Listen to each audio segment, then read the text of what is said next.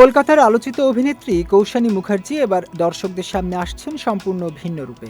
প্রেম ও comedy ধারার চরিত্রের বাইরে বেরিয়ে তিনি যুক্ত হয়েছেন গোয়েন্দা গল্পভিত্তিক সিনেমা মৃগয়া 1.5-এ। এই সিনেমায় তিনি অভিনয় করেছেন জয়িতা নামের এক রহস্য অনুসন্ধানী তরুণীর চরিত্রে। কৌশানী নিজেই জানিয়েছেন, চরিত্রটিকে বিশ্বাসযোগ্যভাবে ফুটিয়ে তোলা চ্যালেঞ্জিং হলেও এটি তার ক্যারিয়ারে নতুন মাত্রা যোগ করবে।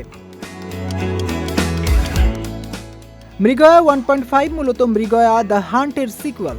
গল্পের কেন্দ্রবিন্দুতে রয়েছে শ্রেয়াংশী নামের এক তরুণী, যিনি নিজের বাড়িতে রহস্যময়ভাবে নির্যাতিত হন। এই ঘটনার তদন্তে নামেন শোভাবাজার থানার ওসি ঋত্বিক চক্রবর্তী এবং এসআই এর চরিত্রে কৌশানী মুখার্জি। তাদের সঙ্গে রয়েছেন এসআই পরিতোষ সাহা ও সিনিয়র অফিসারের চরিত্রে অর্পণ ঘোষাল এবং মীর আফসার আলী। সিনেমার পরিচালক অভিরূপ ঘোষ, চিত্রনাট্যকার অরিত্র বন্দ্যোপাধ্যায় এবং সংলাপ ও চিত্রনাট্য লিখেছেন সৌমিত্র দেব। নির্মাতারা আশা করছেন রহস্য, অ্যাকশন ও চরিত্রের গভীরতা মিলিয়ে মৃগয়া 1.5 দর্শকদের জন্য হবে রুদ্ধশ্বাস অভিজ্ঞতা। সিনেমায় দেবাঞ্জনের অতীত এবং রহস্যময় আততায়ীর সঙ্গে পুলিশের দ্বন্দ্ব উপস্থাপন করা হবে।